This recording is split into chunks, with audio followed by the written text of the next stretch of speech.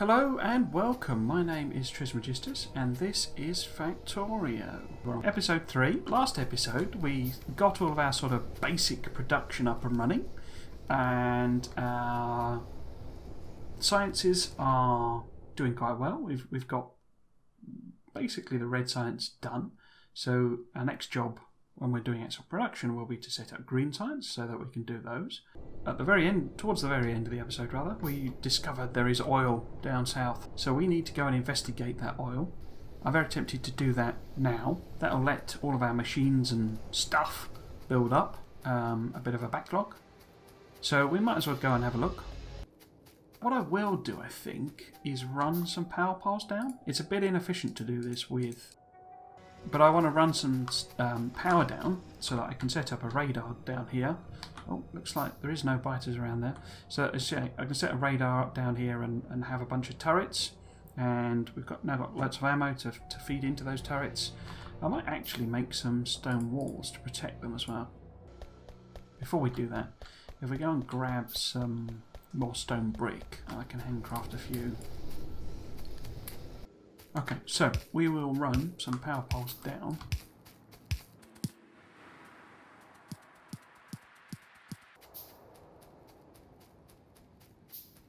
Oh, I've got some wood around, sorry, some trees in this area, haven't we? So if we chop these down, see it's really quick to mine these now, to chop them down, because we did that axe research, which doubled the effectiveness of our axe.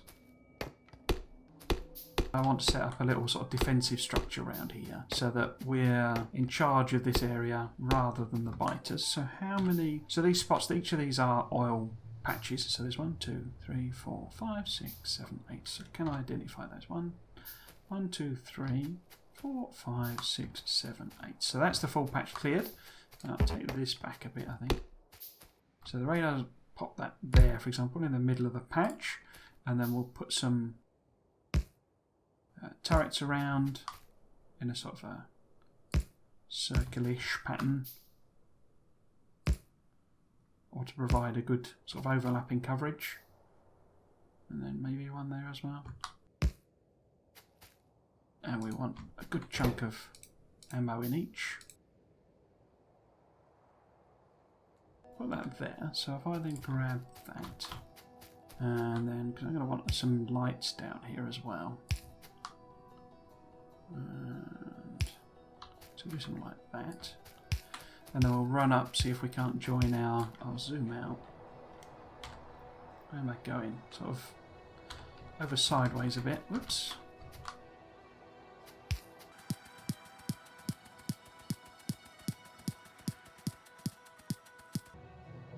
So you may have noticed turrets don't require power, so we don't need to power down here other than to have a radar, which I can use then. So if I get a warning of an attack, then I can just come down here and have a look. Oh, yeah, that's what's going on.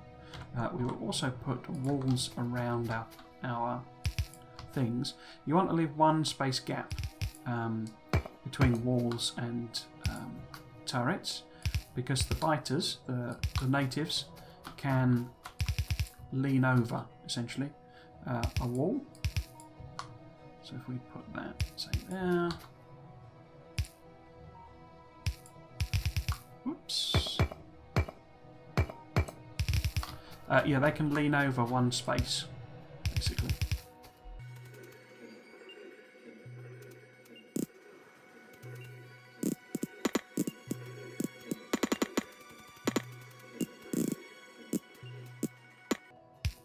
So I've got one tile gap. So what I'll actually do, I'll make a tile there, and that just lets me get in if I need to. So there should be a gap then of one tile around all of our turrets.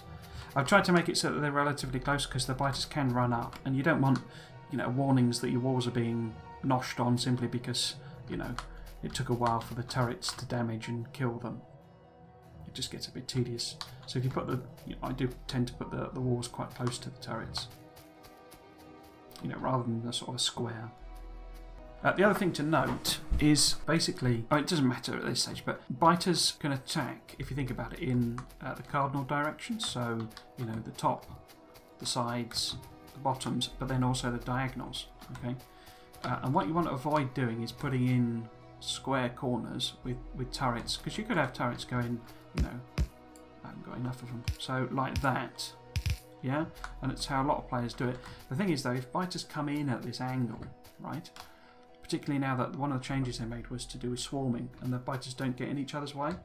They used to, which made this less of a problem, but nowadays they come in, and a whole host of biters come in, and spitters in particular, and they can get to this turret much more easily, because if you look at the coverage diagram, the coverage areas, yeah, you see how these overlap quite heavily if you go up that line, but with the corners it's much less. So, you know, there is coverage, you know, overlapping coverage, but there's a chunk here effectively where there isn't double coverage, and it lets them get in a little bit closer basically.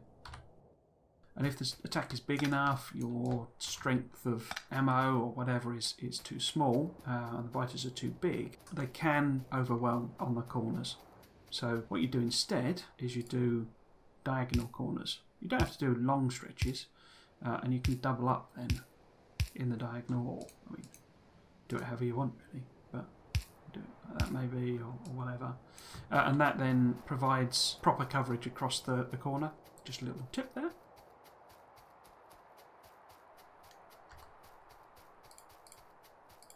Oh no, I've made radars wrong.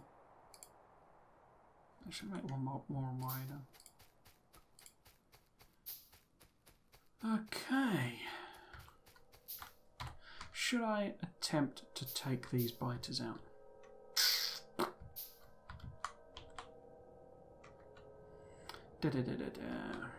We've got two options now. We've got all the basic production stuff that I want to do.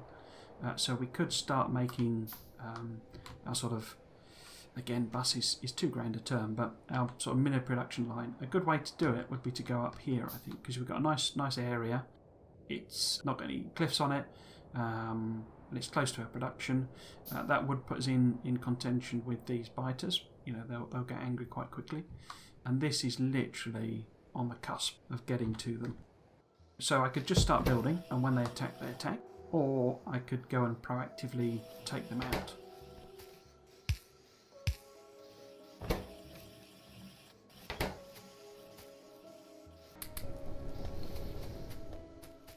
So what we could do, we could take the lines over. That'll probably take us... I might actually put some lights down here, just so I can see what I'm doing.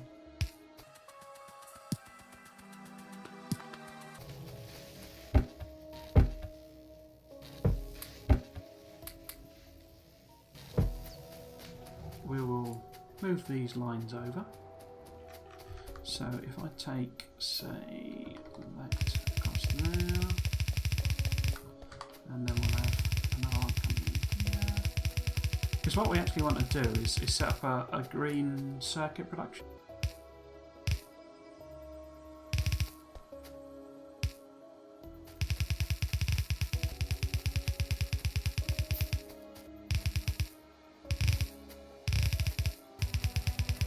What was I saying? Yeah, we want to produce some green circuits. We'll be doing that in a very suboptimal way, but as noted at this stage.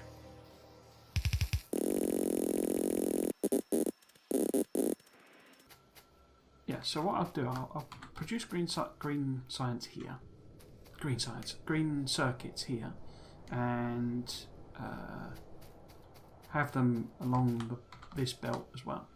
Yeah, so there'll be green circuits there. So we've then got iron and copper, and then sort of other stuff here, basically. Yeah, let's do that.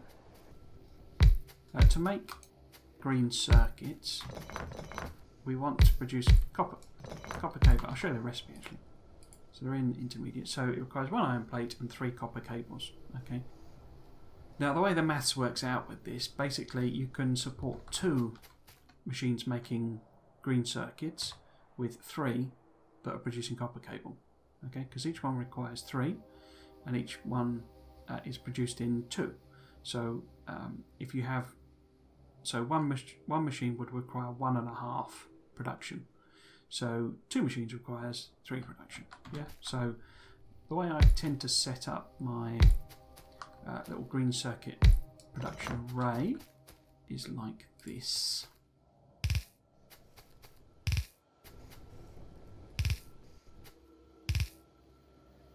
And then I'll put that in there. It's a bit better with actual with the medium power parts, basically. So it's a bit messy at this stage. But okay, so what we want is an inserter there as well, and we want copper coming down there. We want iron plate going up there. And we will have output. I'm going to need a load more inserters, aren't I? Oops. Output there and there. I'll then feed them into that. I don't really need to do that. The scale of this is going to be quite small, isn't it? So I might not actually bother with that. I might just feed them onto things like that, and then output we will make fish oils again, so that it all feeds up onto the same stuff. And then we want that there, like that.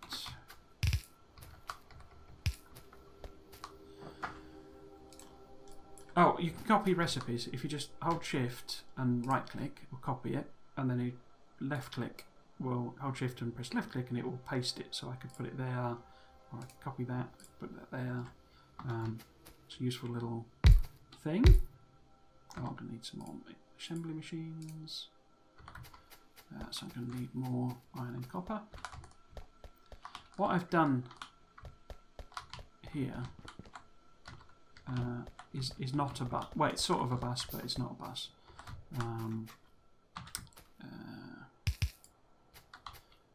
We will be doing a proper bus eventually.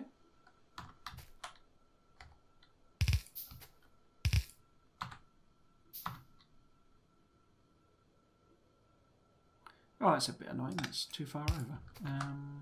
What I can do instead then, do that.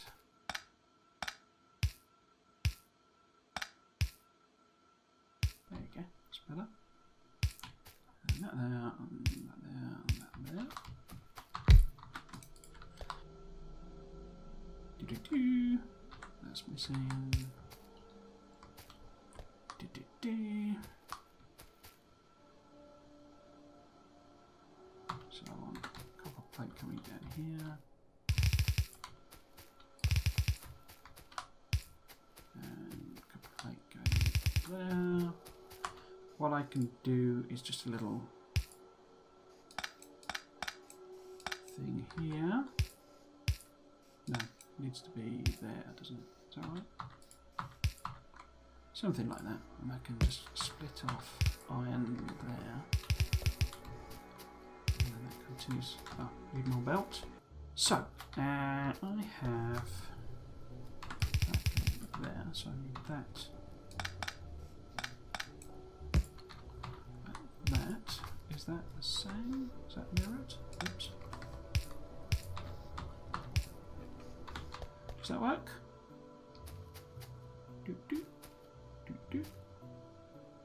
Yeah, okay. So if I connect this up and we can see if everything is properly connected. So everything is properly connected in terms of power. So we need iron plate on the outside, like that, and like that. And then we need Oh, I need no, that'll be alright. That's a bit messy, but okay, whatever. So what I can actually do then... Yeah, that's very messy actually, isn't it? What I could do is move this down. So this is not ideal. I should have left a gap of 2. That's what I was umming and erring about over here. Actually, what I can do a different approach. I can... can't I? So if I do this, oops, and then that there is like that.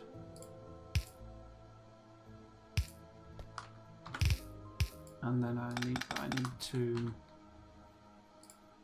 take this around here and have... This is very messy, but we're just doing it here basically. No, that's going to need to be one further up, isn't it? So actually, might be more efficient if I do that. So that I can then take this under here, take that over there, and have this come out there.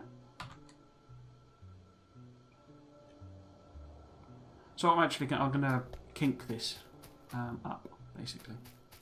So might as well do it here somewhere. Before we need this second line coming out here, and then so that needs to be, whoops, that needs to be like that. So as I say, we will put a little sort of kink in so that they're better aligned. So that's green circuits being produced. So pop them, yeah, that'll fit there.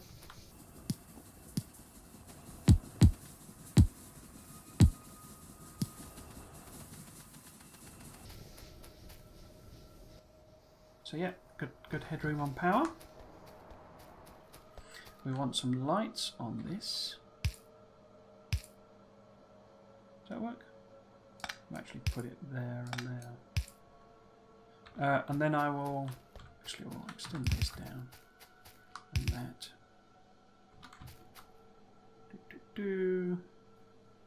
Yeah, so I will turn this into a blueprint. And I want to copy that bit. Do I want... Does that work? No, I need more than that, don't I? I need that bit, I think. So if we just test that out, does that work as a... Because what you want with your blueprints is to make them tileable, which means you can, you know, just, well, as it says, tile them, so have them overlap, essentially. So if I do that, yeah, that works. So we will make this our green blueprint and pop it in our blueprint book. Okay, and we will fill this out while we wait for shooting speed 1 to do. One of the things I do like with the ghosting is it actually picks up the recipe from the ghost. So as you saw, when I plopped those down, it picked up that copper cable thing. It's one of the really cool things about Woo, the developer, is they love playing their own game. So a lot of the sort of quality of life improvements they do are because they play the game and they use mods, you know, that people develop, and they're not above stealing, might be too heavy a word, but they're not above putting the best mod ideas into the game. For example, like the picker tool, that was a mod, and a really good mod at that. And it just means that they appreciate, oh right, well this is good, this is beneficial. Now it does lead to other things that they have obviously a perception of how they want the game to work, and that has led to a few tensions sort of in the community. I kind of hate that word, the community, but you know, the Factorio player base, basically, where they've introduced some things to make the game more how they envisage it, and that hasn't necessarily meshed with the things in the game. So the most recent one is they tweaked oil production systems, basically. So basic oil is now completely different to how it used to be, and quite a lot of the player base got quite annoyed with the changes they'd made. I was a bit more pragmatic than that. It is an early access game. It's going to change. That's almost part of the definition of an early access game. But I know quite a lot of people did get quite annoyed with the changes they've made, which I, to some extent I understand. You've played thousands of hours. If somebody comes along and makes it different, as it were, getting annoyed at that is in my opinion, understandable. But the game has to be what the designers, the makers, envisage it to be. And as I say, part of the reason of starting this series was the announcement that version 1.0 is going to be due. They've said September next year, version 1.0 will happen. Should we pop down another radar over here? I'm just thinking we may attempt to go and take out these biters at the top here. So we could set up some production here, maybe, to make red and green science. Because what we need is some assemblers, basically, I'll make some more of them, making red and green science in much larger quantities, feeding that into a lot more science labs, so they can really scale up our science production. And that'll be our next step up in production. I built all this. It's not in any way large scale, compared to what even we will eventually have. But it is much more efficient, much more production heavy. What's this? There's 2. Oh, we got some uranium. Okay, probably want to tap that up sooner rather than later. Where's our nearest? Oh, stone's up there. Okay, that's a fair way away. Because what I might do, I might run another, bit like we did here, run another little defensive structure, some power out here, and build a sort of radar outpost, basically, and to scan this top end of the map. We haven't got any sort of resources over here, which is interesting. So this may be our best direction for building our eventual bus. We'll probably, as I say, I'm going to put a little tag here so to remind me. We'll probably do a sort of a mall type thing here using these production lines that we've already made. How many bullets have we got kicking about now? Because this is nearly finished, this. So if I make a bunch more turrets, and I will show you turret creep. Right, I think we will go and try some biter killing. It may be tricky. We may get overwhelmed. And I'm tempted to get more ammo, actually. So we've got 470. Yeah, that'll do. How long is that going to take? Yeah. So by the time I've taken my power poles up there, we'll probably have finished that. It's not vital, but it just gives us a bit more of an advantage. That's the shooting speed, so that's not the vital one. The vital one really is the damage. Boosts by 10%, I think. So if you think about it, you're using 10% fewer bullets to kill stuff.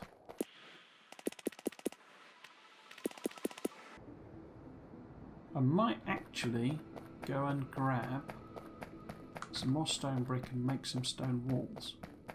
Just so that what I'm thinking is if we set up at like a hard point, so an area where that we can always run back to if we get into trouble. This is kind of a sacrificeable thing, basically. If this all goes pear-shaped and we have lots of trouble, then I don't mind too much this whole area getting sort of sacrificed. But what we'll do is because we'll use this sort of slight choke point here, caused by the cliffs, to our advantage.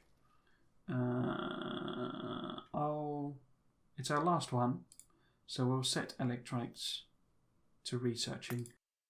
And that'll be it. This doesn't let us build anything directly. It just enables lots of new technologies. Lots of these will become yellow, basically. Yeah. So we'll use this natural defensive bit here. They're still working on those. Okay. So I'll pop some, say, 13 there.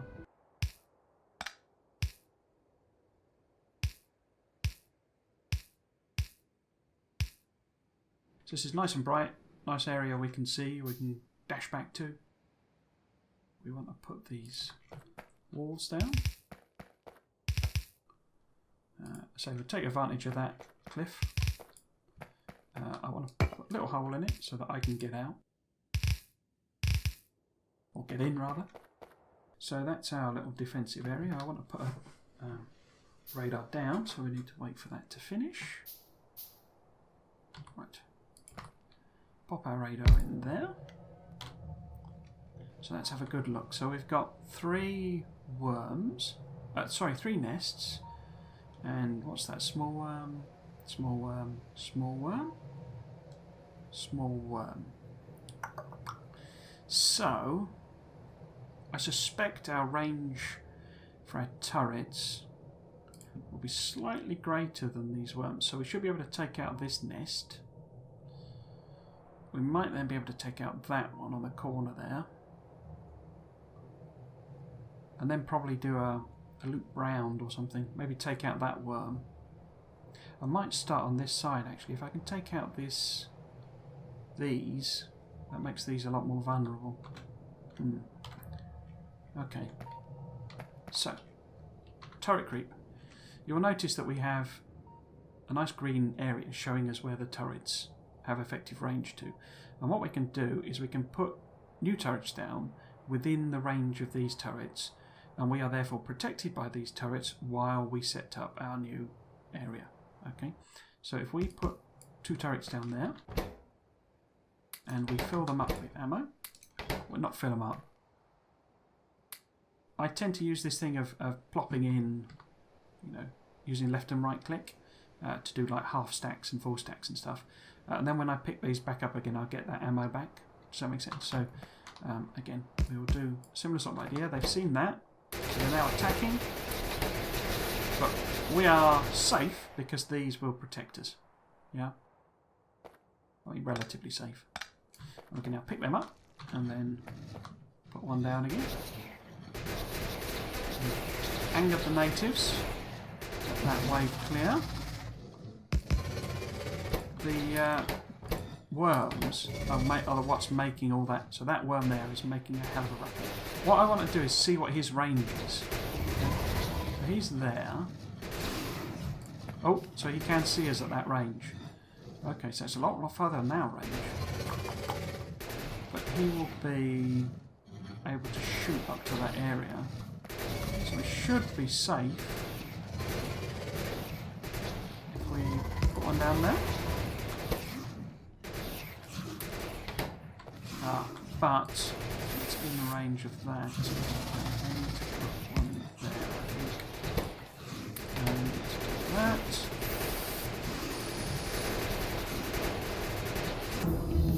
Oh, fast inserters. We'll just leave that.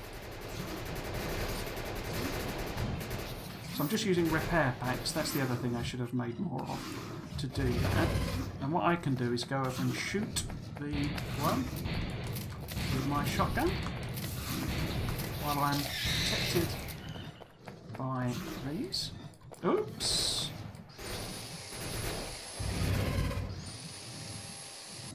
Okay, so we've now got no worms. Worms are effectively their turrets. They're like the alien turrets, basically. We can pick these up because while we're protected. This green stuff, you see I'm now sort of on fire with green. That's because I stood in some of this acid. It actually slows you down as well as damaging you. If I put turrets there, like that, and then we can pop this here, and it should take out that nest.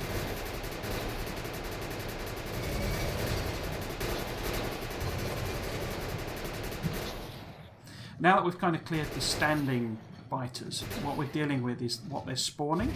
And because they're not... Oh, they are just now in the pollution range. This was good timing, wasn't it? They're not producing biters too quickly. So we'll do another turret there. And have that take out that nest.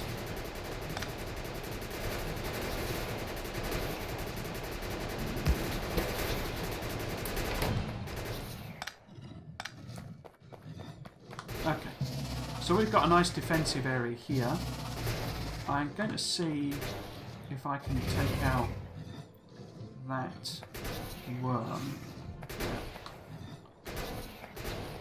by sort of dashing up and putting a turret and then using our... Oops, they got me. And then using our repair packs to keep it, you know, keep it safe as well. So, need to dash up. Oops. Pop that there. Pop that in. Oops, I'm standing in the acid. There we go. So, he's now getting hit by that other worm. So I'm going to pull that up. Oops. I find it very, particularly on this desert terrain, it can be quite difficult to tell. Oh, should we do the fish thing? So we can heal with fish, just with a left click. So what I want to do is I want to get this here.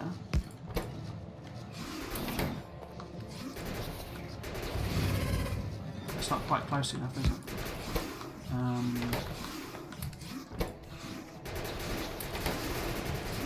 Oh, I think we're going to lose one of these.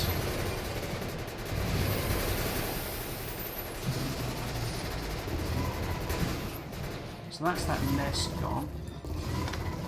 Both of them up. The noise they make, it is horrendous. And that's, I mean, that's intention. They added that in during Point 17, I think. Because they are, you know, the aliens are meant to be scary. It's the middle of the night now, so if we sort of do a strategic withdrawal back to our hard point. But yeah, they added all that noise they make in. You can turn it down in the options, but yeah, it's quite sort of intimidating, isn't it? The sort of roaring noise they make when I'm killing them. So the biters evolve basically. So these are small biters, and they're not too much trouble. You then get medium biters, large biters, and behemoths, and they evolve. Now they evolve through absorbing pollution, and basically as these nests absorb more pollution, the evolution of the biters increases. That's a fairly sort of slow and steady effect. What has a more dramatic effect on their evolution is by destroying the bases. So in doing this, I'm actually boosting the evolution factor. But as you can see, it's at 0.07 at the moment, and these nests are right in an area where we're about to dump pollution in anyway. As I've discussed in either previous episodes or whatever, as you send pollution this way, it annoys the biters and they come and try and destroy our stuff anyway. So by defending our cloud, we avoid pushing the evolution factor on too fast. We avoid pushing the evolution factor on too quickly, but we protect our stuff proactively. Yeah. So we've got that defensive point there. So we probably want something up there-ish. Put some things in. They're making the gribbly noise again. Pop that down. Guessing. Oh no, it's just that. Oh no, it is in there.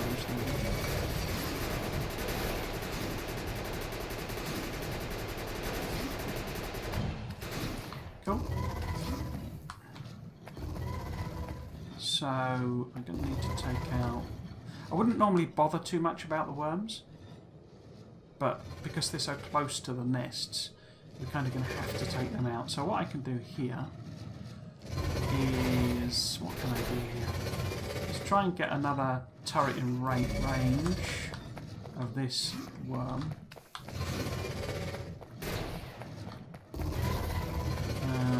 Which would be about there. Fill it up and repair it. So he's dead.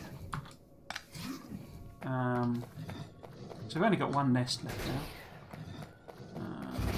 I should be able to pop that down.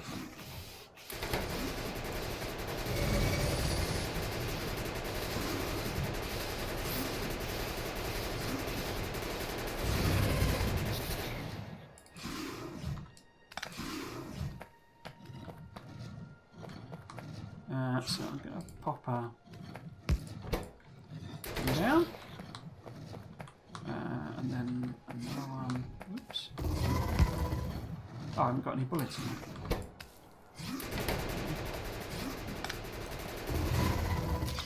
Cool. So, we've fully taken care of that. If we go and pick up these turrets here, one of the things you'll ever see is that we've only got sort of 13 ammo. I mean, we've got that there, so I'm not worried of that. But that shows you how many bullets it can take sometimes to get rid of the biters. And that's why we boost the damage, basically, because that way we're sort of much more effective at getting rid of them. So this should be a much more sort of straightforward because we've got no worms.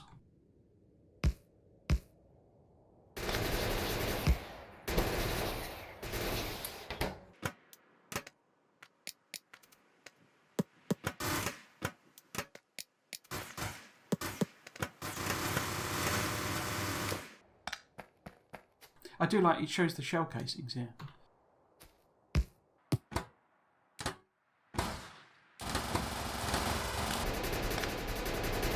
Yeah, you see them.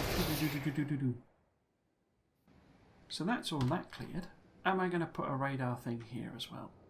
I think we'll sort of put a radar over here somewhere as well.